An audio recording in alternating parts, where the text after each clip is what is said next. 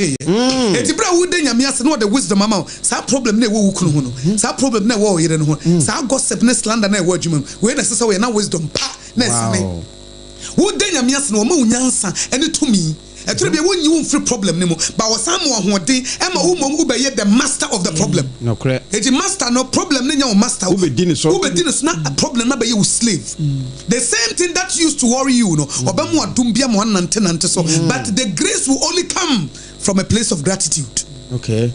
Ebra wodi aseda ema. Eti na juada ya sha asie ya. Wa sorry ya wo bonyame subuo ya. Wo complain bebrebe yi. Shift your mind from the 20% because 20% dey obi a obi. Never bra 80% dey dey kan the gift of life. Sha asie wo ho. Kwa odi ama no. Kwa odi ama no kra. Ah ma bi ne baba akopɛ. Tam de ko South Africa do ujan doctor for say mun save me baba ne man sika bia mo pe bia me be mama sika bia mo pe bia me be mama esiso akola ne wi enkwa sika wo ho say tam dollars bay tam akola fa ni play e di to play mu de ko South Africa yensa ne yare but the child died ya wi ase ba won ko na kuta hu ne say eye kwa Wobra no obi pese odi millions of dollars e ma ne banya nkwa instead of thanking God sika kakra ni ubotom nti nyame ase ye na nyame ase oman na ewo mu no ye na nyame ase oman Ghana ye to aba asumje na dabia e na dabia aban bia ni ho aba send this MPP wa ye bibi ye da ye tu boni aye mada obi man ya to afa ho enso abambofo na omu gina ho ana de ase ye na nyame ase o emre bi yakwa asore na yama light off na dem ho asore dem ho ayese na afei krofo na he shinam say ko China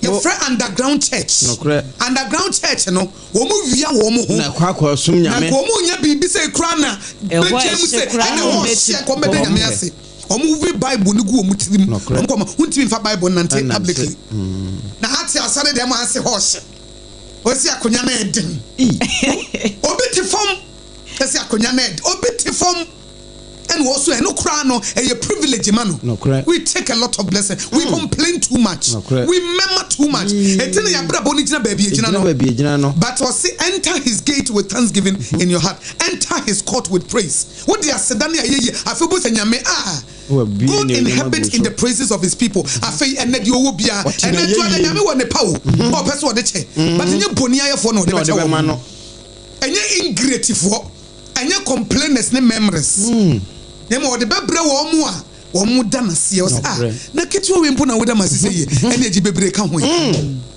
ye bedasi o apam ye de nyame asema so mpa akra ye de nyame asema Dr. Blessed Foster ye de nyame asema wo apam de nyame asema adwoa de nyame asema Betmice ni Jeremiah adwuma from security de nyame Clarinda munyina admi marketing manager me de nyame asema mabrabo akosia je wa kode wo ba pa munyina me de nyame ase obrempon news editor Mr. Boating de abake ohine yire ye de nyame ase ma mabrabo no ye de nyame ase ma won so wabrabo se wutie SOMPA 106.5 FM akra ye de nyame ase ma wabrabo se wasoyimu ye de nyame ase se fidie ba ye bosumi ngotwe an ye wo mu ya 8 months ni na makura ye na masoyimu yensuso ye de nyame ase ema mo abrabo na ya mama kwa baba SOMPA 106.5 FM akra mo brasem ye obi asem ena ye baba bedi nkomo na abrabo mu adesua no a ena ye hwehwe na ye de aboye bra na ye ka mo se efiada ye peje ye studio yi afidome market Watermelon Street ni ye de akwa akosi Kantamantudwom na Kantamantudwom ho no ye ba ne pabene so be hia wunu aba akosi agwaboaje mobrasam ye be ye ho Professor Kobla Bochi hot bite for God encounter ye ho emema obrempon ene apam ema adwa sare akosi aje wa akode ye boaten ohine yire abake ye nyina yetuetuem kama Prophet Dr. Kofi Odru ene sia me dem fene Dr. Sia ono so ejina mu den alabaster for ye chiamu ye chia alabaster for nyina ye chiamu eti agroni puso Prophet Mango Day ono so beba ho na ye nyina yaka bom na ye dijuma amadwumadie no so akoso sofo Solomon nyina ye da obi ase se moagye SOMPA atumu 80 Cantamanto 28th November 2025 SOMPA 106.5 FM Accra right here Cantamanto Market any of programs beba na wo ye kunani na wo Cantamanto a hia me wo ho kunani bia beba bia mecha wo ntoma nyame ya do me fiada ebi se bro nya na ben ti me pese me ma ntoma na wo di kodwudwi kaba style bi ebi se nka wo kunu ti ase a nka wo kunu beto ntoma ama wo na enam se wo kunu awu ana se wo kunu afiri mu nti no bra na me nche wo ntoma me ba ntoma ese tie nie oba na mamu wa hwem no wayi baako enti Cantamanto akunafo amwo Cantamanto nyina modo akosua goaboaje me besra mo me ba no nyensa pan ene ye ba na se ye di nkomo efa sompa ho a bo modin ase wo betie bi efisade ba akwa ye be ye ne se ye be ma mo akyede ye di nkomo na biwa mebusa so sompa ye frequency ni ye se wo si 106.5 FM se akofa sompa ye wo hi wo se Watermelon Street Dome Market akofa sompa bo presenters mienu di apam adwa sare kofa bo technician mienu di fees David kofa enti ade ne de ho am na ye free health screening no was the 21st clinic be say kofa enti edi nkomo na tie o boy sponsor pa ko wo say ho am no mo ne partner wo say Yas toothpaste ene ne brush say kofa chese ye be cha de sa enti e man de mahyamobo say wo ye oba kunani a me bre wo ntoma wo Cantamanto market dada enti ma kunafo a mo ho no mema ne nka mema ne de say wo ye be ma na wo yire firi mu a wo ko ye adwuma ne tontoma ne bi wo ye be ma na say wo yire firi mu a ko ne ko ye adwuma ne ko tontoma ne bi na oba de because wo hwe Bible mu kura won ka say o si oye for the fatherless and the widow wan ka say widower and wan ka say motherless wo ka fatherless sa de na magene ho a say other no wan ka motherless o si wo ye agya ema the fatherless and the widow ma antese nyankopon ka say widower because nyame nim say wo ba ma de say bi wo yiri free mu a wo betimi di utie num ana wo hwe Israel fo no a wo sa abere ne yemfa maanya hwe na maanya aduma etina ma dodo no ana wo mu ofie eti se ne kru free ma na ka wona ne ma eti wo no de wo mo bosin obi a etina read the Bible no a Genesis ba Old Testament ni nyina nyame ka se me ye agya e de ma emma kunafo ena mesanso eyema enkwada wisia a wo papa no ma free eti nyankopon de wo ye the father for the fatherless and the husband to the widow osoro no abaye wukunu to no na be hyawo eti se wo ye oba nso na nso utie me na se wukunu afiri mu a onyame se usese ono na ye wukunu e ono nti obe hyawo nti susuma ore ho ade bi ehia wo no ye akoka kire nyame onyankopon sese wo ankasa wo ye ni kunu wo ye na yere na se nyame awaawo se wukunu afiri mu onyankopon wawarewo ena sompa akra nso yenso ya waawo eti na yenso so ye ba Cantamanto no yenso ye becha wo ntoma ni bie no eti nyankopon wankase be ma oyire wuo osi wo ba wukunu afiri mu ko nyame no oje mema di sa wo de obetibi di utie num na be ma se okogina wo se emeyire afiri mu nti mama ntoma na wo enye waniwu asem yi asem we I tie for me boa can you imagine say ye chentoma na be ma begina wo se mesremu o menso meyire afiri mu nti mama ntoma ni bi enu kra de ye kohun no hi dabi 21st clinic nso da no be free health screening enti eda no bomodin a se obeba bie se wo Cantamanto market ya tore bia kwotena na so force mpaboa na wuyi wunya kwan kra nkwa yare sabia ya the hospital na brew hospital no ya de abrew eti ya de abrew dia ene na bibia ebetimi aye kama na boy ya the 21st clinic na brew sciatica expert for brane yenhwe unipadua no na yenhu yare ne se de yesitie na yentu ase ma prekope Cantamanto adwadefo Cantamanto shoppers adehia mote wo nyina sompa OB bus efiada obeti se bom sompa so ya fa market ho nyina dede ebeyi dede a obeti yenka sompa na edem na ayekama sompa chede no so December bronyai sompa your headquarters 93.1 FM sompa takwa 101.1 sompa techimai 106.1 sompa nkranza 90.7 ɛna Sunyane 98.9 SOMPA Accra 106.5 yaka boma yede SOMPA chede aba yebotaye ene se yebese okunani wonsoso wososo utimi ejina yie na enema timi jina kama pa nenne no enkomi bedi nkomo bi eya yentai enhu se memma ejina emma ekum na enne nkomo na me ba bedie no me ba bedi e de afa mi hu bill boss bi ne na mabontene ya nam say na bema na wo ba be ye oba program yi de bi we de se fatase e bedi hu nkomo enti enne menya wo ho kese bi e wo ha sei menne no e bedi nkomo pa menya sofo panyini papa apostle pacho transema me menne no e bedi nkomo enti enne de wo ho a obepie fie ha de enya asem keto akura many apostle Solomon Odru ba betwetwe nkomo afa na brabom ankasa na se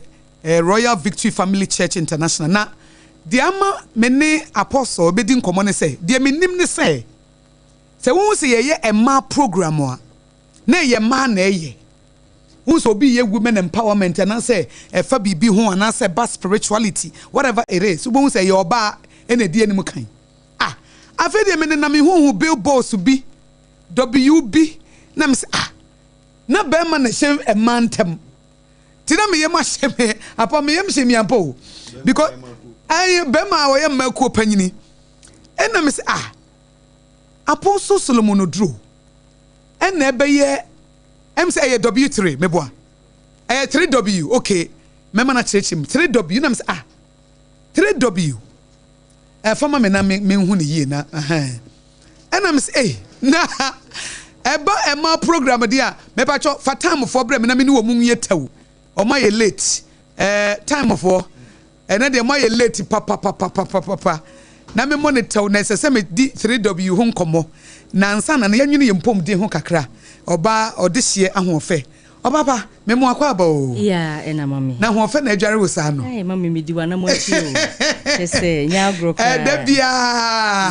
Na wo tata he. Me ba cho time for mo ho ye de. Ye ho ye pa awade adom. Ye de nyame ase. Ena nso de na mo wo ma atie fufi se ne 3 W conference no me di hu nkomo ye ne Apostle Solomon Odru. Okay. Betwehwe nkomo de afa. Ehun se normally se obeti se ma ye conference bia na ye ma na ye. Yeah. But me hu ye say so for panyini titru bi na o hyem finfina ma atwa ne ho ahye ntie surprise me. Enya agro. Enya agro. Edi mu ankasa. Edi mu ankasa na mama kai TDJs. Na wo ye ma conference bi na ye fe na women that out loose. Okay. E kono ne be ma na wo ye ma conference e wa America. Apart from onu de me hu bi da. Se be ma bia sori brane na o se e ma yedie de na koma so sa na ansa na medi hu nkomo no ma me ni wo nso eni nkomo ansa ene time for de na mo de ma ye mommy ye de beda asene ma etiefo nyina akwa ba free time heba center ye na so ye eye enwanwa so die na che se apomudin hu enkomo ana ye di na mama unim se apomudin mapa any time heba Mr. Nenam ampa eno kre sense wo apomudin a etimi ye bibia da dia ye fefefe na mo ye apomudin no time ni bia bre de ye adwuma enu ntine ye bekoso na afi ye de aseda mo nyankopon twedi ampo what is that small okay o makasem bi ewo efidadam no kre ena dan yes sports presentation na Kifeza wo mo coach founder Alaji Gruza no studio ho ena o ya advert ena also e draw we kra no Alaji Gruza no bo say ya But where dada no nom enti wonya pomudi ankasa de gina mai Alaji Gruza de bia papa say wono nom time papa no nom bi on say papa ne ho aye fe no gina mama nyina ya bibiduro okay nya mennie ma na wo de na ha bedo anom papa so nom time anom re enti e beda tiefo nyina se mommy ye say apomudi mapa eno ane time he ba na ye ka kosi se etu atridi ase aboa manipedua na fa na ntuma pa efra ye se enimwane enimu enti enemu nkomo no beye denti me nhye da nche bebiri esan se ye duro ni de edaso adimu ye ka chi obi bia eno na da ofefe doctor na otafrije wusu agiman Bema bonim de. The package no so ye kama. Mo package ni de. Also the brand na ye adwuma. Green to evergreen. Enye easy. Na ni kasam ne say bebre ho no mo kosuan. Ba ne de ni fira wusu. Ye de onyame ade adom no. Ne nim de ni nyansem no. Onyame de ama no. E na ode aya bibidro krogen. Ye nhye ne so say ye nnui esa ne ma miensa. Loss of appetite. Se wonum ato na wuntimi ndidi. Obi wo ho so ba akon ho amintimi ndidi. Ma na ehye aye fefefe na mema no wo ho. Enti wo de atoto no bi ma mema ne nom. Obe nso abobọ no aye kama fefefe. Afenso ye tu achidie ase. Ye kasa se de weather no asia ye no entontom na bu ankasa. Enemu tra kan mu kura na entontom se de baby amu ye fiefie mu cheso obe Trinity ana ntonto ne gina hoim eno ntina dane de nyina doctor ekase ye no nom time na enko ni pedua na ni pedua ne fa na ntoma pa enfra esansa wono no maduro no se ntontom ne ka wo mpo a entimi ma atridie emma ni pedua no so ye kanfo de ama wo se ko pebito nom na mo a ma ni pedua no emfa na ntoma pa enfra afenso general body pains so sorry a wo honam ye wo ya obi ha wo sorry obi ne kan sasa na dwena be fo de ni pedua bobo ya bobo timi bo se madwonku ye me ya na na bro obi ofri mo se mata so nyina malaria mo no kwetena ni pedua ni mu a ahwe kro beka se obi abodua na obi atoadu esansa wo ni pedua ni mutime hyehye wankasa atridie na ye wosa bomodi ansa obaji doctor number yi enchemu bi wo honom a odebema wo anidie kwaso 0244 417 669 0244 417 669 yensha no so sese wo pay adroi bebretu a yenko okaishi drug lanes honum shops akese bia time herbal center yendro no wo honum kama anasa wo de area na wote no Borwa pharmacy shop kwa also per time yensha no so say TIME wose malaria bia ayeziba bosumi mu no obetu ase amani pedua na timi afa ne ntoma pa de efra ye kwaso atu awofo efo say ye manu ikosku a ye toto provisions de ama wo mu no ye nkai se beto time heba mes chance de ase won top boss mu se de be ya wo suade no watimi anya pomuden mapa se de be ya won so awofo wasum ebedwo ye sre mo se monto edro bi ma mofra no isanse edro ene apomuden nyina no e time heba say mixer and center ne dey do mama na woni say doctor dey do foforo aba apart from time HH na hanka me ka say bia foforo bi efrechi just we na man di dance yakasa Friday when you kwa yi na kantamanto onzo ajeso ntende ho ne yeko no man ko bo ajeso ho no say doctor say ma ahun ni die eye no edan so pa so an say bo so me be so obi wo ho no man na calendar enemu HH ni ba so no aye kama yes unum so atimi bo ma wutimi gunso so kama Junso na kwatin akwabo simi junso short office say no ade pause da debi unum no na ema wadwunso yi obi be se obetimi adwunso no afili na ora office mpa so na woda no enti wununu ma ebo ama dwunso no afenso rush say we private part ni nyina no eyi ni nyina efri honum yenye doctor number no ebio 0244 417 669 0244 417 669 mama na ebreniti mama matie fo nsi na me ya no ebe hia fiada na dasene ya satena se matia obapa me dance pi odehie ya dance nyame ya doma na wo chese na ye besan ya hia time heba me hyafo na ye ti wo me ka wo sa ha ye sompa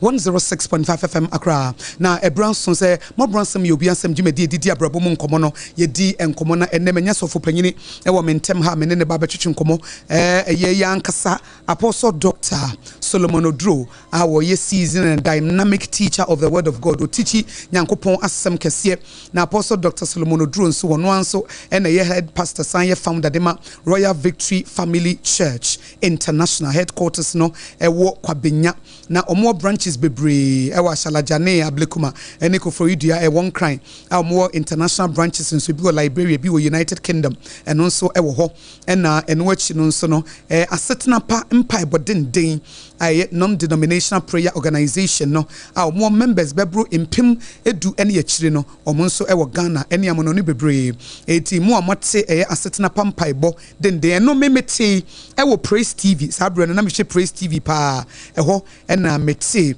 asetena pampaibo den na mpaibo ni gina mu den enya asem ketua ho na me first time amedi ehu Apostle Dr. Solomon Oduro eno no na mpaibo na bi to top form ni nyame nwosra ene bebre enye asem ketewa kra na apostle wo etima ene ahofama e wo passion se onyankopon asem no obeka wo Ghana na wakanso wo Ghana ne amono ne bebre watutu kwan e de akọ aman bebre so a wo no ne passion a ene se ye betimi age akra nkwa na omo aba Yesu Kristo emu etietiefo na de mekasa meka menwie nkomo no so be de na ono anso na dwumadi ye 3W conference woman wife a warrior a ebaso no ono nso so ena edano a chire menene bedi ho nkomo na ene de menene chance efi na brabo mu a na me de baba bewie ye 3W conference no emu aboso Dr. Solomon Odro me pacho me mo akwabo yeah no baba na bibi aboko de so do me ho ye na Roy Afonso ho te say pacho nyame adu obia ho ye ye de nyame ase ye de nyame ye de nyankopon twedi ampo ye da na sene ye da wasenso se ye to nsa frɛ won so waba beka yensa ene de ye da se apostle ha de wo ba ye bedi kan akɔwachi ansa na ya ba animu eti ye bekɔ ye chi apostle din a ye de wo pa no eye din bai Odi mo amede to wo me ni efre me enu ago me nkola brem omo mu ni nka enu ago edin na yedi ni mu pa wo nkola brem na yedi bai Erika Ferry minted Okofa Samabo Okofa Samabo wow you too much obi mu sa me question we dan be wiase me ba jo sa budi ni be we dey secret pa na me yefie no mo fra say Apostle Edimea Erika Ferry. Wow. Kwame Ferry. Yeah. Wow. Hey, that's a good.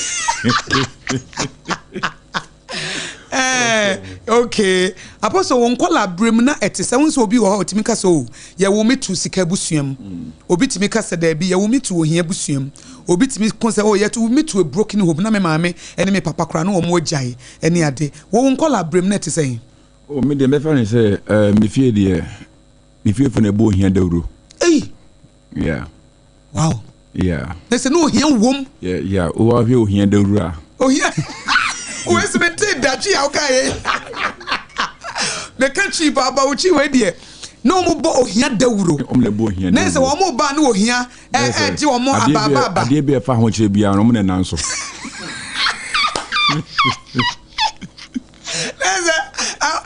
Abusiano ye bode uro se yare fo momra no mu ginem ohia momra mo mu ni atade hye momra de bia fa ho kire ho bia no mo na edidi hye abonti mo bia ti nani den na wotimi abedru babia wodri babia wo frei nyame adom o se Sunday rade ye na ade okay Bible say rade efa dia enje no dia hye nyansafo he takes the foolish things of the world to confound the wise and ma obi tumi twi rade hu se nyame ye odofo e say me papa ye bitwani ame ma me so ton ade wow intino ye wo me wo Nigeria amonfo awofo tu kwan ko bobra akwantu me papa na ma me tu kwan ko twa abe. Wow, e wo Nigeria hona no mu twa abe no. Lagos. Wow. Hona no no application enu ansa. Yeah, enu ntino me free sa ebusuan no mu a tumi say emu. Yes, emu odin because se wo be free ukrom. Nkrofo krom ekoye adwuma papa. Na wo de wo maame no papa free Ghana no mo ko Lagos Nigeria. Omo ko twa abe. Na se hia mu hia pa. Hia pa. Etino abetwa ni mo no na me maame so odae baako. Na ohun say ewie mo bie na abonoma fitaa fi osoro ebe share ne yam ebe share sabi ne nufu ntem to na ne till nos bibi awura me yam ti no fin say bia wonya yare bia say ntino ohun say wonyam no ana na say me na wonya me yeah me eyenuafo 6 me di mfinfini 3 o mechi 3 o menim wow edi me na yekwo me ho o ne yekwo wo Nigeria enum ne de wo mu nyina wo Ghana yeah okay tino omo me pe ana see bi bai ebeka cho mo say momfa bofra ne ko Ghana na obeji na asase nkwa wow mama ni 40 days ti ye wo me 21st November yetwamu na ye me birthday oh wow ne we dey belated happy birthday na and we dey enche kra 2 days ni yeah oh yeah Apostle oba na wo do birthday yeah eh wobetimi di asama si o uye nyame ni papa wobetimi di asama si o man who say one bibia crunch say we do birthday now this year sir anyway the belated happy birthday enti almost tie ni papa na kan no say ma me ni 40 days say we Lagos enti ye woman 1 week na na de me e ba Ghana de me far from bedu Ghana enti no omo nyes kampo amfa ka o de yes sir ye fa besi no enti no mo ba Ghana no e fo ma adwuma ya no mo sabeto aso eni abetwa ya enti me fa say bia menyini ye no ye de me domo ye de me don toast ye de me dua koko ye de me so de me ton nam bi free achimtumva okay ekronko bi te say bia jama say akakom abna so ho ina makoton nam da wow ye so na pani akoton nam apawa so eni sa anoma no ho na o ma me no papa nyina free na say o mu free achimtumva omo mienu nyina yeah wow o machin free asante ne mfante de but me fan say tumfa na o mo tumfa na etna ye enyine ye ye ho no mo de wo ba ye ye ho ye say ye achimfo okay all right okay enu nti no ye de me ton na me ma me na me ton me papa so at the age of 9 years me papa chere ma betwa ti me mo de ti abedi o ti mi twa pa de ketwa me self o twa ni nyina wow it me fan say me we school 15 years because na me ni made pa but na me nim kasa okay like me papa man obi apodo do but udi 13 years na wo de ko ba me de anko na me de so mu be ye din wow me de na me de mu odin pa school eso obi ade ma answer question da me to me kasa you krom obi ani me say na me obi a won kasa me ma no me kasa wow with my say ma me bresa ansa na wetimi ayi ano you know me be school me try but ohia dondo nti na e border we say me go su adwuma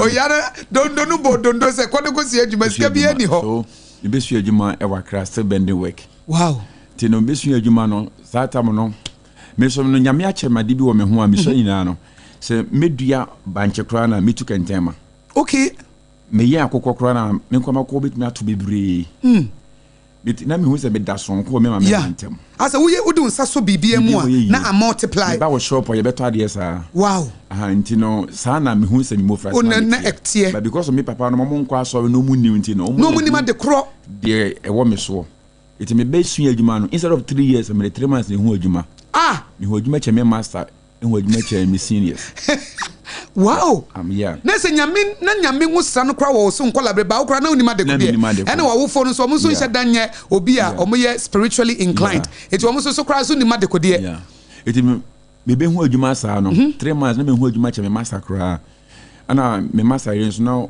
oton ne ma bo fruit se me ko jabo fruit no se me tonya ye beto sa wow eti no o ma me de ko achi eti ABC ne man 7 ne man tombo fruit sa e debit me ko be 4 times me first see symmetries so ani ato yeah eti no se man ko djuma na master dwa because no me say wo ho an onya dwa me ko djuma so na me master ire so dwa because me ko djuma mu a me bo me djuma ne koso all right and me master ire so no se me ko djuma ne bo foto ye nto and obi so be fa me de me ko no am wo man 7 no am ton ye no abayire mo beans and opaton. Yes, because of what do you be that's how our people were. My brand teba kwa ngusana Kenyano. Was my mesha apostle in him. Yeah, my serving na ya ton so nyame fe ne ba me so na no me kwa sorry e wo prophet Bishop Louis Makaya. Okay. On the catch say nyame call me so. All right. But then I was 15 to 16 years. Okay say nyame call me so no manye ni ba na me say me obi bi sonko. Okay. Because that time no be emumu. O so me aso wo chiro mame. Okay. Untimi nkasa. Me fe say emukura be ye den say nyame call ba me me tise nyame call. O tise nyame efre wo so no. Na be to mumukura. Africa sa na makura. Makura. Ayi say me chiro. O so mame so ayi say wo chiro mame. E bia kotom milk bra bilo je so wo chiro mame. Me kwa me ntimi nka. Ntino na me ra ho pa say nyame call no me me dey say me preach say na me ye no. Ntino eba say me ferry. Okay. Today be anasa me pese me yidwuma back door. person ni papa so umpe ni pem person da bia na wo akire wo sama sene mentumi anka wo be hu se bia e bia me yemumu ana se mente kasa ya jo be me na wo be choro me koto we bra solo koto we bra sisi na me se sa me din no susolo no because of me share afawi no me na nanom e de to mo na emwa me so I changed my name Solomon Odro nti di we no nyam papa na de to me e me na wana wo de to ho yeah na me na bi a omo me de me to no na onu kukura Solomon no okay ana me ko fa say din no all right me di ko school a me nyiri ye de ene Erica Ferry no Ferry no Erica nti wana wo me ko Bible school no ana me choose Solomon Odro wow yeah because Ferry no ade na edin no hu se bibi wo ho a enya na omu nyina no mo nsa omu nyina okoyin fa kura be samba wachi ampa because Nyankopon shi Abraham no sesa ne din etine se din bi yetimi de din bi to okoyin fa kura be samba wachi oye potential person kura na be say eye me ma aferi na me nim no enye obi aferi wow wo aferi na wonnim na ampa say busua bia ne de edi na chie it hu ye na so we de mempe na ede na wonya nsanyansa no wonsa na make say nyame ache minim die bi ya me ho no mo a onkokro ne me kasa na say me ti nyame ne okay you say ana wonsa make say me 3 months sua adwuma me be hu plan mu e ma me am sketch building okay Mankotech it you know from Sebede me am kasa ma upgrade me ho abaye ko contractor okay me am sketch me buildings you see me down in this animal and then be wa crowd no more me count is see so one na unya inspiration no from the Holy Spirit then buildings pictures will come into my mind then I put it what trotro e dey to me the mobile render 3D amame wow oh yeah afa won na ye perfect it was already no design one now bia it things in construction real estate e me angasa media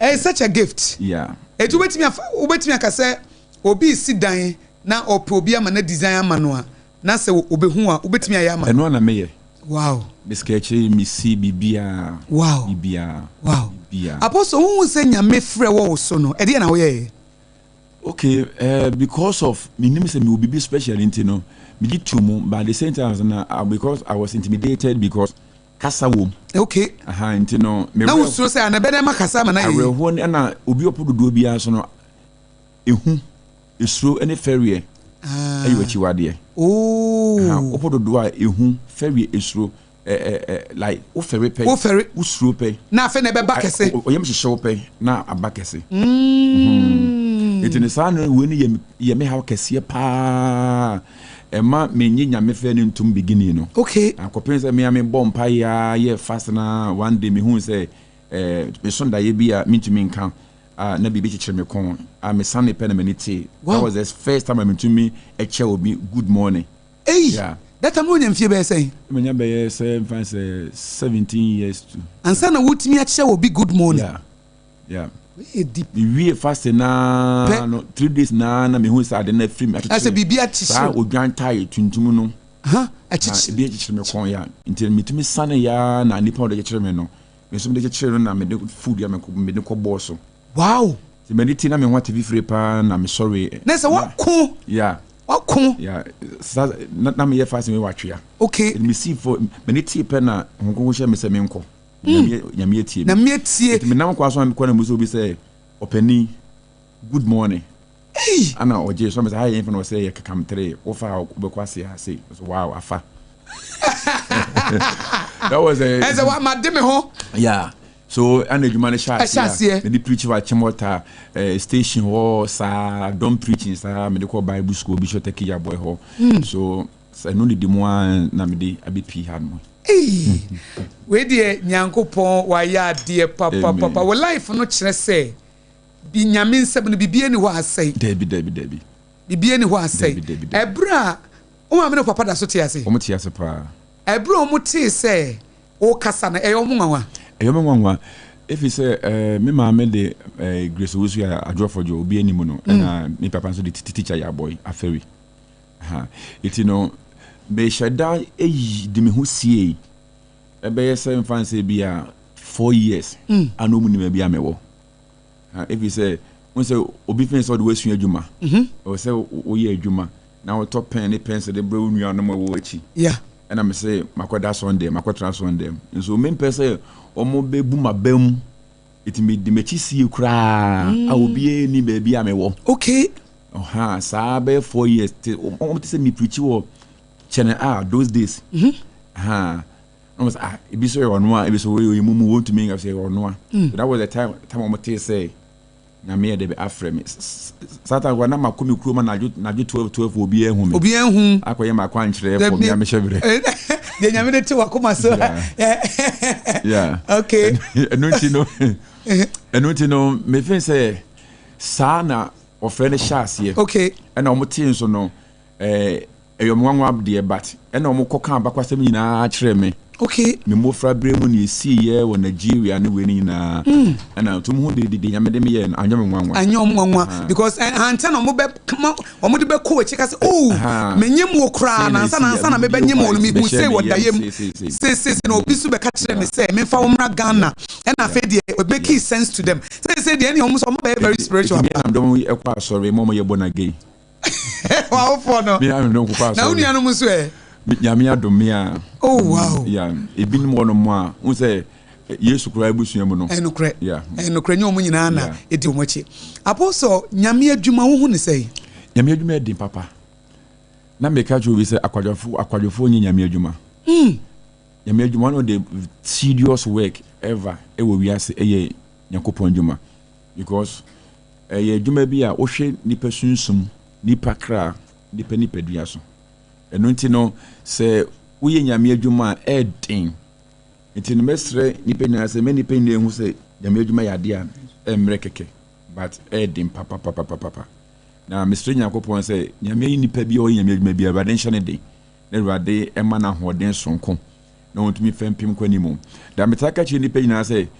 obi eye sofo na adwuma na edin chan omampani obi ye sofo adwuma na edin chan omampani efi se ye hwe sunsum yehwe honamu yeah when it comes to spiritual life social life physical life obi kura bo e kosoja training 6 months must because obehwe ni pack enkwaso nipa obebu nipa ho man how much more to be a pastor obehwe nipa huhumu abrabo so na ko heaven if you adwuma na edim papa asofudie ne say nyame mfrɛ wa me ha wo ho untumi ne say nyame mfrɛ wa me ha wo ho me mfrɛ wo ho idebi on say yewo congenital colitis me ka congenital eya o me free when ma me yafrɛ wo mo okay and the wo mo so a situation bi ntino wabɛ sofo yewo impartation and yewo transfer okay transfer anointing ye pudu na nkasa say bia obi ni hɔ ne de ne ho srama na de adwuma all right ana metia se nso no maponi bia ma na ɛwɔ so de adwuma o so de no so wɔ hɔ ni nyame gitum okay nyame gitum sese obi ti mu bi bayi na de adwuma ai obi mu obi bayi sans na wo so ade papa bi adum bi wɔ so a wotimi de ne on say de obonsam ye bia ye copyright wo wia we de okay me ma kai sem se Moses sa nyankopon ka se on fa adom na won so mfa nto ebra na adwuma mfa nto to mo so na me say na nipa ba kofo no watam adom ne de wo kan ye no kre e biblical adom bi e da obi so no etimi ba obi so yeah na won so wo pretty obre nipa ne tiase be nipa ni free mu a eno ne etade ma Joshua fo no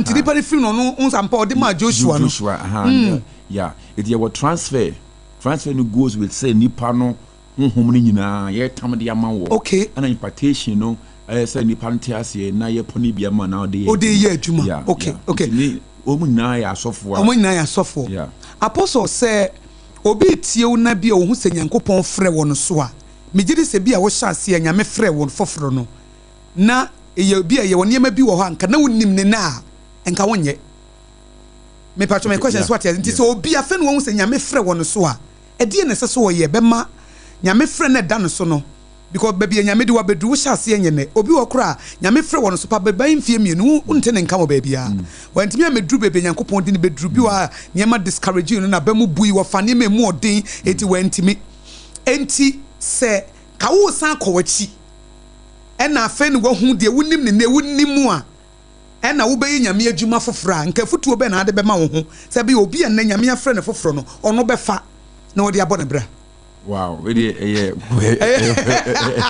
question no dimpa adode you see say abrabo san ko na chi bie mu wo ministry mu na ka me hyase ya da metaka say onipa bia your strength is your weakness wa ho den so ne wo mmereye wa ho den san your mmereye adenti apostle kyerem ma me oya hobrasefo a sa ahobrase na san so your mmereye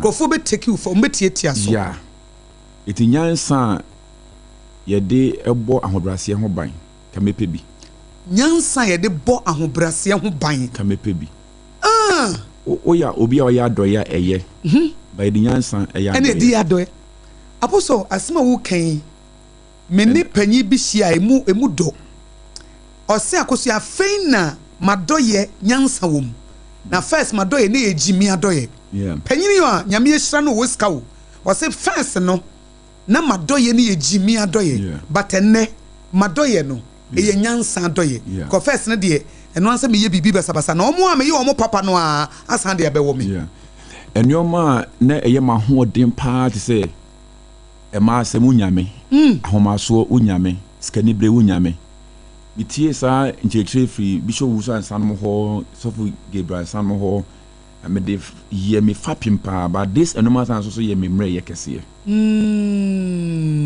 because of ni penny musical ntino people take here for granted okay because of ebia something we say me nekwa de bia me to no batra me kem and as memo back from my office like nipa wo perception be say like me no kasa kwa na ahwade na wash mase ne sa no ma no but the nyansa yeah ana enante wow yeah so this a new ma enka me san komachi bi bie mu anka wo de be san ebe ka o kan strength no ho ma ho den no ho na timi abo nti se nipa no tie wo na se bia wo ahodi bia Nyankopɔn de ahye no se ya doye se wo mpensa onye namfosem ene ye de niema bia wo bia no apostle ko fanya nsa no wo he once eye pass workers on pen namfosem eye se onipa wo pen namfosem okay abofo bi so ye bofo adamfo bi ye bofo so ye bofo nti how to know se bofo we adamfo we ye bofo no eno ni asem no eno nti no nyansa horo miensa e wo se Kristo ni bienya anka menya ne ntemu anka aboa me kwa mebre so okay nyansa miensa no menye free Romans 8:28 or see we know by sense, by experience, by revelation, relational experience, experiential experience, by sense knowledge, and they will go through experience. They will fem and revelation. The nyame bi when ye die. Sa no ma miensa we revelation, experience, and sense. I was say. We see announce say kind of bia na de nante I would be 90 because ebe ye poma e wo bre mu woto e kwan mu woto ebe ye dade e bre homa esi wo kwan experiential knowledge, sense knowledge, and revelation meba 3W no so because I try nkomo bi wa ibedi but me be say wo church mu kakra sa na ma miensa na oboso because e deep pa sense no any experiential no and a revelatory no boy ye wo ho you see sebi o yemfa biane hye ye hwunim Debi a share your num. That's a sense. And you know, also your sense, you also so jare. Yeah, it's all you say. You sense no, ye da brabo adisua yesua efrimu. You to me upgrade your home. Am I a sefata? It's me pantem. Okay. Sebi nipa bebre your ma de sebi monimo emoa. And you know, I was say as a nipa no. On your new masaya, yanka says about your normal bia basa. So this sense. Would nyansa sense knowledge. No eka ho. I yani a tie a condemo a fence a yes a common sense for. Common sense for. We shouldn't condemn them. Because what did not do here, yeah, because our common sense and also is part of us. They might upgrade your revelation. A revelation beyond common sense. Okay. And experience and they were film I was here. Na said the wo fam bi asua bibi film mema na nkokwa obi the king so be dan na go the man uhu ye e ma boka obi the monche be dan dan mo ama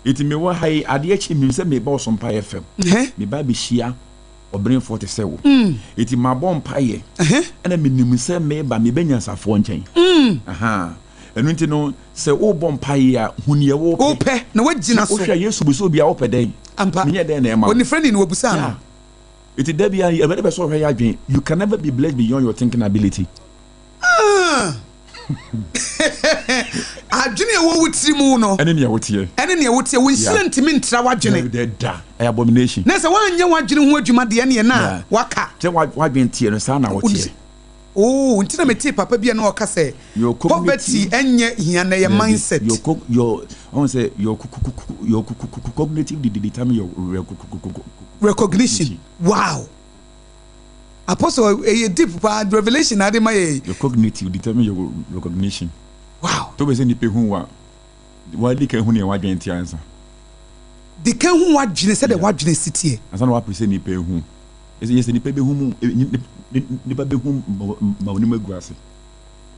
Tina amafo pe exposure but premature exposure e dey maguase e ba. Adin to be say ni pe hu wa wonu ne wodwen. De wodwene adwene wo wutirim udidi say wonante say wo yo ne o ma say a be say ni pe hu. Because nipa wo anya wadwene ne ho adwuma na wo ma nipa hu a e se ye be hu de wo wutirimu a na wagu ho ne mase ye hu ne wotirimu ye be hu by your action. Ebe dead ebe bie dead o kasa wonante obi bia ebe dead bia hu say so kwa wonye obi a where you deep and then me read the book of Luke and open na me di devotion and open na me read Luke chapter 14 no Jesus Christ is saying na me the parables no ne na because nyansa wom enti o kan baabi every Luke chapter 14 verse 7 no can me can dey see nyansa yi so.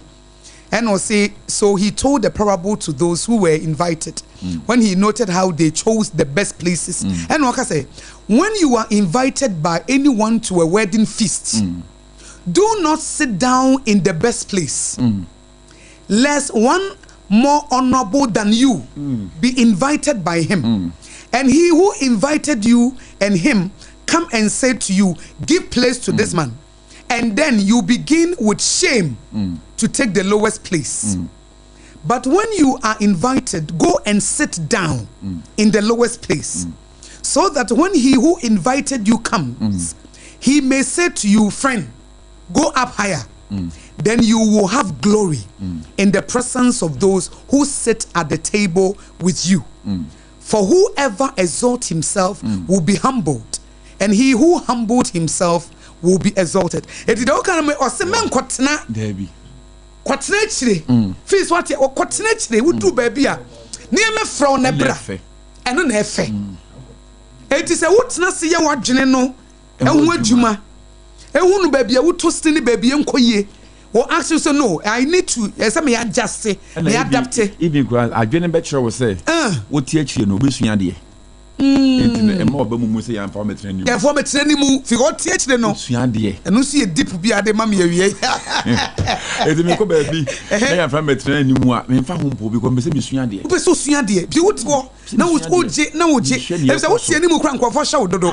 Wo tie che wo sua de. Enti ba bi abrabo ba betu bi a me sua de free ho. Sua de free ho. Yeah. Last one answer na maba 3W conference because no so ya me de pa because me ankasa me maame ohini ni or basso China never touching come ha. Aye revelation there no. O can sense, o can experience. Revelation no so e. And no na my Christopher down so it will be as for them. But the sense and the experience we as for. It will be as for ye do my ye na ye power hobby saying na ye nimdie tupe. Ye won nimdie mi ensa no. Ye ntumi operate with nimdie no. I was say o Christo ni unya revelational knowledge. And no matter beyond any part, you see beyond sense, no, any experience, human imagination. You always see beyond than the normal common person. Who tra?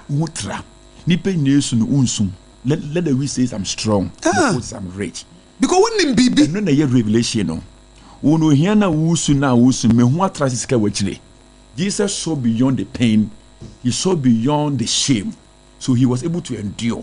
So the revelational knowledge will help us to endure and go through without murmur, without talking, without complaining. Because you know one day you will complete but not compete. You will complete but not compete. Let's say a revelation now what can no. Wow. Wow. And no dear if you was through. It's a man beyond. It's a new Christian for your dear. Yeah, and no dear Yamina de Maya. And to your Christian, you wouldn't be a winner. It's a mentias, yes, say. Yena ye was revelation, no. Yen ye pebisia. A sense and experience. And yes, yeah. Hey, this is deep. Yeah. Apostle, because ye dear as a senka. Ye di in the crowd because ye the answer na the different dimension. We see when it comes to invisible things. Now when we mu at intemanya. Yeah. When you depend na you you see ebra atam betwa Elisha who share no. Na Gehazi wo hu abofo what am for nachi. There be so now I like and so I na ba mu obu tremble but Elisha be the no. Oh, who say, hey, abofo what atafo chini dawson. I want to ye di. Unim no hum de yameya wo ye ko. Don't rush. Don't talk. Yeah. Won kasapi. No. Because unim say bibi we chire. Because wonama de bie ni hono ma amfa sunsumu ansa. Ampa. So when I watch dog go sunsumu. When we say we ba we ma ye kasa won kan bi. Onka bi. Because me say the more pre ho no emma. Because sunsumu no emma this year. E be ba next 4 years. Let's say sunsumu nim de. Emma wonya botoyem. Emma wonya ginaye. Ene na ebin wo gidie.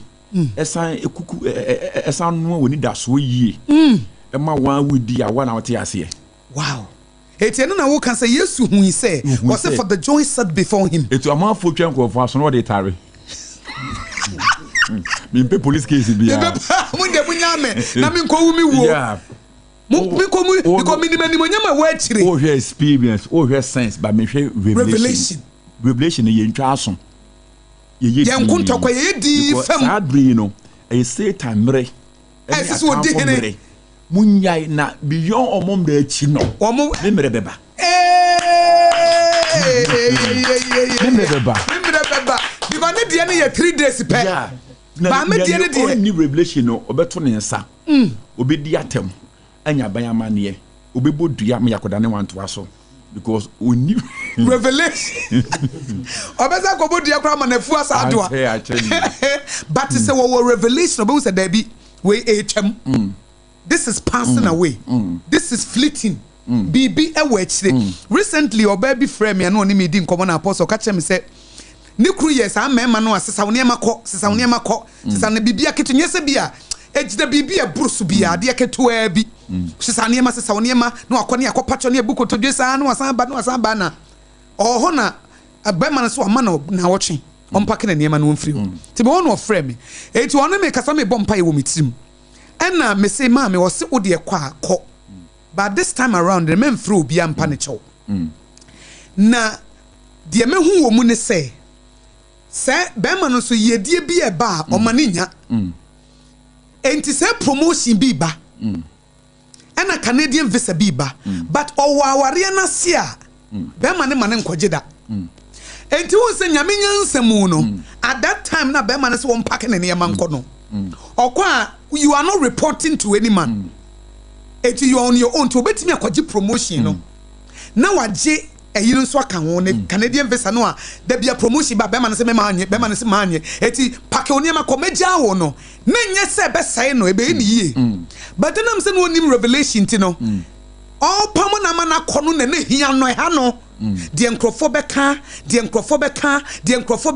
eti bibi na se ma me yi enye won na wo se afro se be fa dumadie kese so na me se okunu ka so memfa enye won ye se brabaji wo se no na me se eti se wo kwa wo nya sa de na nani bie wo ho wo se ampo e bia na nyame nim se sa season ya wo ba be promote me sa brantie we wo me ho sa bre ya enye ye eti wa hyeda ma bibia wan na ni so ena mama na wo twepake oni emako na wo gi wi a chi ono na ni so te no a na wo hu di obeye eti na wo kan se wan hu beyond na but sa bre no wo sun wo tete wo bre adan a ye ja no anaso won konti eti apostle revelation don't say the kai say me ba kwa benya me do atomic junction na ye wia 3 am say esum o manim na me say bare say esum be ni na bare say ko na wo komu no esum nko a am say na me kopɛ dai and wo say ko na me mo ye kanea enu nti no me aso of penin na me di anim manya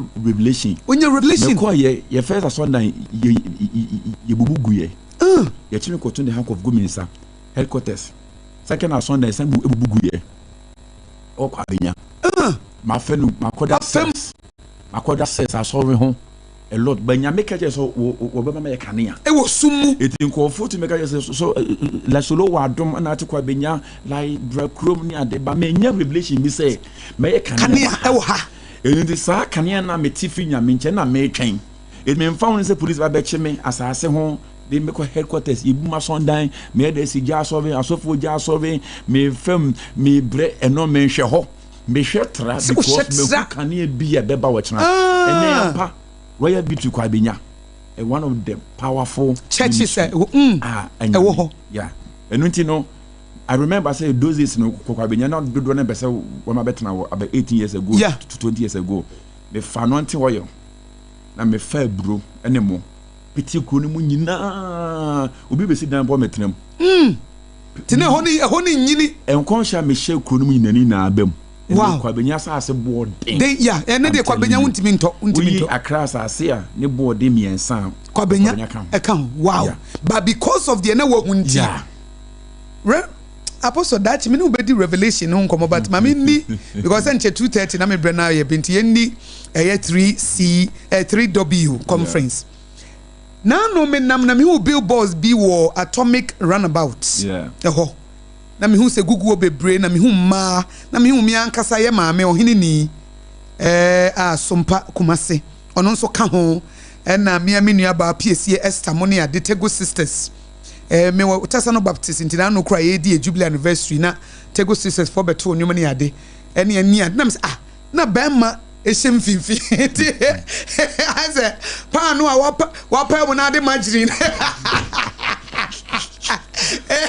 ode magiri na me na bema eshem fifi na me na conference de ma conference de normally me hu bema o sheda ye ma conference na me say apostle we de mi aso me nua me ma me ni me nua ba o hini ni ka ho de a say ye di ho nkomo wada wodomo sa 3W conference na ye de okay a woman warrior wife warrior wife wow 3 in 1 yeah on say my men come be kakra okay on say young one say be ma me ye we on say me tire no ma bi enye common okay e will be BM all right and me di djumadi bebre I have 8 ministries I'm a handle at the same time okay liberating the liberators okay so George 4 and here for church pastors church workers and I'm also global sons and daughters impact and also a businessmen and also businesswomen and also pastors because I am also into business okay I'm Ghana Gospel Legend Foundation and also ye papa no more o ma retire na me adwuma no ma wie no here attention ye mo enuro ne sa no ma no me de siwa metumi boa kakra we medication okay ma yekutie nyansa nim die fi o mo nchen is also Royal Save Life campaign as an NGO o ma wie be sin kwa be 20 over 20 e bi so gusu ko me wo Royal Shepherd Bible School is also a show presenting show on TV and also radio to go to MP and I set up pampa about ding and no for the whole Ghana and other countries as an Royal Victory as an sa Emma program we no okay it you know we know your program bia we say mema we can't do without Emma we can't do without Emma and now there's a mystery about Emma and you know I want the women to come to the realization who they are. They are powerful tools. I mean, they are force. And intermediate being. Genyamentem, bearmantem, ne bonsamtem. Yeah, there be a because women are gates. A gate say bonsam person say bearma or person or bamu no befa. And then nyame so person shira bema oba kro no you know your gate you open yourself up and you know sane be ya brenko bebre no as woman no ho you say the career of influence okay or baby apart from say or baby and afterthought in God's plan or baby fetching through sir. Okay. And yes, all you afterthought in God's plan. So now can you plan which then what one was as a baby while lonely na member. Send your manager be Weshiano. Oh yeah. A radical bear man na a ma we mu. There may be a cry S and a Y. Yeah. So the S no a ma and a Y and a bema. Wow. It may be an oba wum a ma wum. Yeah. And a bema and a tre oba nyame. Okay. Bema and a tre oba nyame song. Bema and I give oba kwaima oba demonstrate the purpose of God. Okay. And then it said be oba nya bema ni tie nyakopon ya ofeli or tete. And any other. So for a man to become God's channel, for God to manifest his purpose, ye nya bema. Usunyame. Bema usunyame. Bema who will serve as a platform or a channel or real. I ready to me exhibiting the purpose and the counsel. You see, a man cried the heart of God. The counsel of his wisdom. Okay. And his mighty spirit. A man cried the attribute of the Holy Spirit. Yeah. And you know, you see, the ambassador may not say, I can't say, we influence, influencer, we content creator. Okay. Every woman must be a content creator. But how can a bitter woman, how can a broken woman create good content? There be when content to be created, no, say you see that powerful tools to share or bemuno. I would me the influence, no. It's not a bra or one catcher or banner say would dear Diabana, you be like God. So the woman wanted her husband to be like God. That was influencer. I mean, she was able to influence even the husband now. Yeah. As instructions, made the man Adam. Can you imagine the power of a woman? Yeah. Apostle. Every woman must be wise influencer. Wise influencer because I mean, your words shape atmosphere. Okay. The decision, destinies. Adeɛ bi a de more baby and increase. Yeah. Say odo or time nimdeɛ na de papa bia. Na oba to me handle like inner pain. To me, I mean that resilience oba to me handle the pain oba de kra nyinsan e boso me nkono de wo no ano hye aje mape. I just say I can add it. You see and me can wife and so the builder of destinies. Okay. Every wife ekura no ma miensa ano odin epa suitable. Okay. So oba bia ne so o ware be ma na bota nya obota ya sanwachi. Enko yie ma. Okay. Ana be ma bia so na wo fa manager na fa manager o te obota ya se. Yeso be gu adwuma. Okay. Mo manager na oba no. Yeah. And oba managing director. Wife no. Eti fa do obeti odwuma se. Tisa obegu adwuma no. Yeah. Tino o warrior. Say ye nyina ye ebia mema. Na ye pay ye brason ye pa warrior wa son dem ma ehu ye say ye kwa sore keke. Okay. Eti o warrior bi o kwa sore a Christian guy. There be. The who say say Christian guy no ne botaye obotaye. Ne botaye. Anya sabe warrior son dem egu ason dem esu ason egu ason dem. Yeah, this is serious. If you ever say the power cartons, never pay a software, you create or yes, or your shower, you say, or shall ne botaye your botaye. Okay, ne botaye your botaye, they are men. So, oh, your wife, mama, every woman can be wife, but not every wife can be a woman. Apostle, doctor, and I remember repeat one, mommy. Every woman can be wife. Every woman can be wife, but not every wife can be a woman. Wow, not every wife can be a woman. Yeah, because me social media or capture. Apostle sign repeat be every woman can be wife. But not every wife. Can be a woman. Yeah. As a chance say, what say? Qualification now woman ekurano. Oba kurano. Say onware ya equality ni yepe, partnership yepe, purpose yepe, one bema. But when you worry pa, sa o partnership, equality, o purpose no, o kwa de kwa share bema subject to a man's vision. Okay. And one ye careful, sa o ma ye be free wonsa. And free ones are you can be a wife, but you be a knife. I'm telling you. When a woman feel insecure, when there's no validation, when there's no love, obey granted. She tell me go basa. Say Yoma. Because onusu bibi woni mu a nyame de bo no. But awari ekuno. Awari say no. Awari botono. Oh, enu ntinom say oba no vision na ekura. Ena obotaye na ekura. Qualification as a woman no. What the be your wife for? My member will be until say you see to be a wife is a choice. But also a mandate. I said the answer. Yeah. A choice. Untimi a yere enko yere. Untimi ya nese untimi nye untimi spelia menchro untimi nye oba enko yere. Menko yere. Okay, untimi nye oba menko yere. Because oma ye no ana ebe qualify wo yere awoye. Oh yeah, okay. Ana ebe envelope wo yere awoye. Okay. You see, Ebra Adam sorry ye no was we be bones in my flesh. She shall be called woman. Yeah. And son the title name by wife. Ampa or friend or bansa. Yeah. Your friend or ban son or be a year. Say would kind of bar. Now being a woman, na hona mo chira 3 AW na yeah. It oh my ye no na we nya. Be man the botaya or botaya oh my be free wonsa. Obedan or bar wo kwa ware ba encho be dan be ma ware ase. Obedan like akokonnini. Obedan mo browa.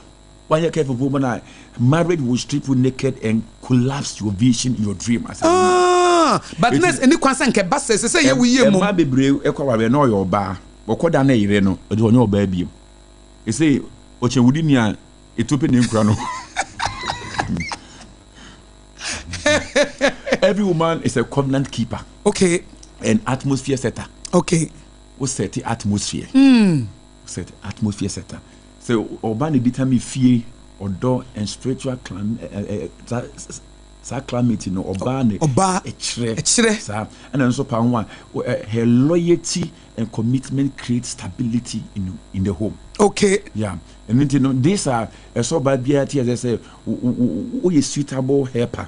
I was suit me and a vision, because we are going to amplify his vision. And the warrior, the enforcer of victory. The enforcer of victory. Okay.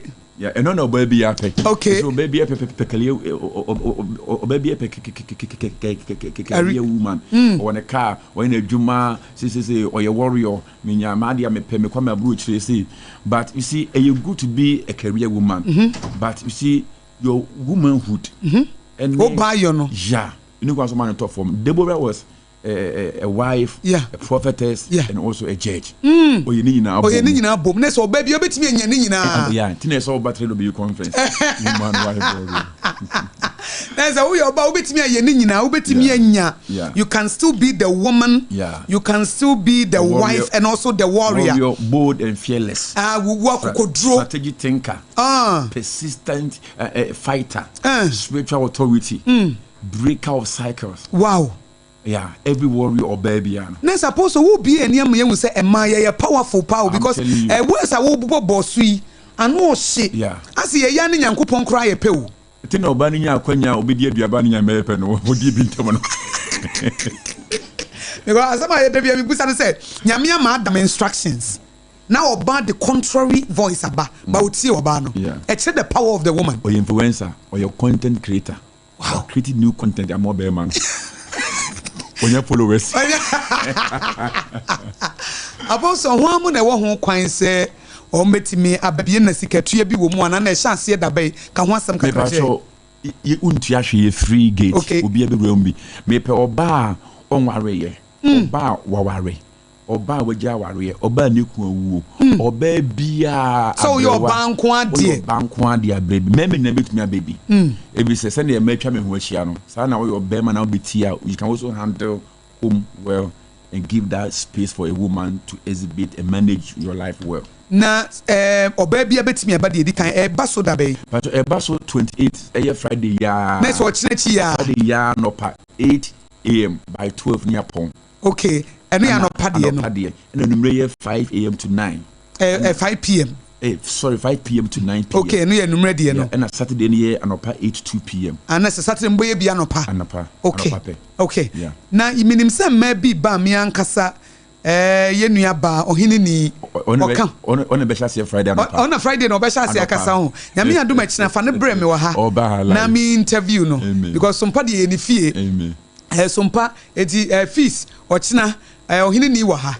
Anopa no ye newspaper review no a no kono kono 8:30 ho kosi no nkrompa mu no ye be host no wa ha ni be di nkomo anopa no it apostle de ne beba if it's a Friday no ne be di kankasa obi kro ba me se me campaign say nyame adoma Saturday fiada no obe kasa no wi a omra Kantamanto.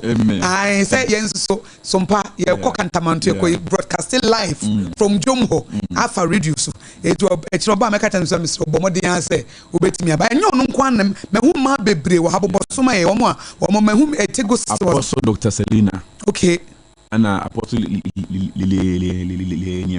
okay, ono so beba bi. All right. Apostle Felicia Champon. All right. And I mama Chris do tete. Yeah, mama. Yeah, and I Tego sisters. Okay. Siesta. Wow. You loaded pa. You loaded pa. I make kuku damo mugusu no. Where your mother's conference. Mother's conference.